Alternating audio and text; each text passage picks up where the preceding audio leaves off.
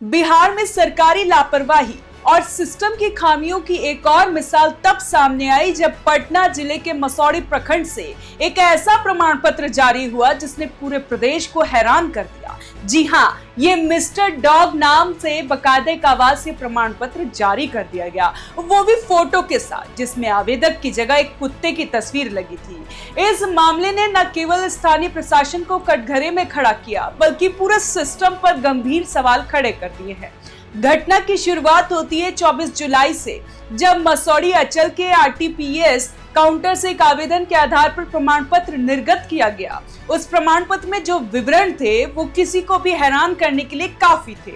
आवेदक का नाम डॉग बाबू, पिता का नाम कुत्ता बाबू, माता का नाम कुटिया देवी, पता कौचलिक, वार्ड 15 मसौढ़ी। इतना ही नहीं, इस प्रमाण पत्र पर डिजिटल हस्ताक्षर भी मौजूद थे, राजस्व अधिकारी मुरारी चौहान के नाम से।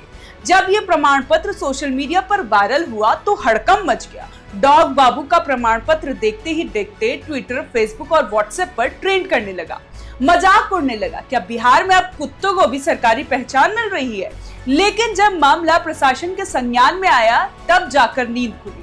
पटना जिला प्रशासन ने तुरंत कार्रवाई करते हुए उस प्रमाण पत्र को तत्काल प्रभाव से रद्द कर दिया। साथ ही उस गड़बड़ी के लिए 3 पक्षों को जिम्मेदार ठहराया गया।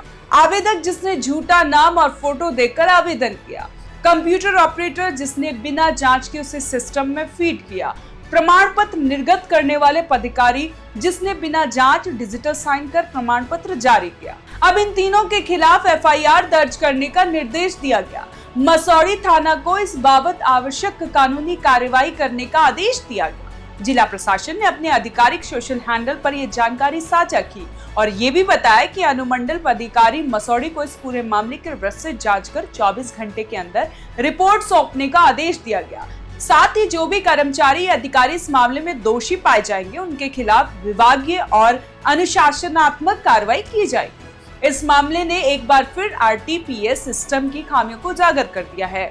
आरटीपीएस यानी राइट टू पब्लिक सर्विस, यह वो पोर्टल है जिसके जरिए बिहार सरकार जाति, निवास और आय प्रमाण पत्र सेवाएं नागरिकों को उपलब्ध कराती है। लेकिन यहाँ पर बिना किसी मानवीय सत्यापन के केवल आवेदन के आधार पर प्रमाण पत्र निर्गत हो जाना एक गंभीर प्रशासनिक चूक को दर्शाता है। बिहार में पिछले कुछ हफ्तों से निवास प्रमाण पत्र के लिए रिकॉर्ड स्तर पर आवेदन हो रहे हैं।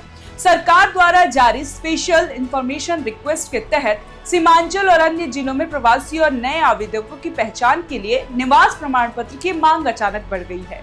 यही कारण है कि कई जगहों पर आरटीपीएस काउंटर पर भीड़ बढ़ गई और इसी जल्दबाजी या लापरवाही से इस तरह के मामले सामने आने लगे। प्रशासनिक अधिकारियों का कहना है कि अब हर आवेदन की सख्ती से जांच की जाएगी, खासकर सीमांचल और राजधानी पटना के अंचलों से अतिरिक्त सतर्कता बरती जाएगी ताकि ऐसा दोबारा ना हो। राजनीतिक गलियारों में भी इस मुद्दे ने हलचल मचा दी। विपक्ष ने सवाल उठाए कि जब सिस्टम इतने हल्के ढंग से काम करता है कि कोई भी कुत्ता बाबू बनकर प्रमाण पत्र ले जा सकता है, तो फर्जीवाड़ा कैसे रुकेगा? क्या इससे अवैध नागरिकता या फर्जी मतदाता बनवाने का रास्ता नहीं खुलेगा? दूसरी ओर ये घटना आम लोगों में सरकारी सेवाओं की साख को भी चोट पहुंचाती है। जहां एक और असली आवेदकों को कभी कागजों की कमी तो कभी सत्यापन की जटिलताओं का सामना करना पड़ता है, वहीं किसी मजाक उड़ाने वाले ने एक झूठी जानकारी देकर प्रमाण पत्र हासिल कर लिया। ये घटना भले ही हास्यास्पद लगती हो, लेकिन इसके पीछे की हकीकत बेहद गंभीर है। ये न केवल सिस्टम में सुधार की मांग करता है, बल्कि जमीनी स्तर पर भी जवाबदेही और निगरानी तंत्र को मजबूत करने की जरूरत भी दिखाता है।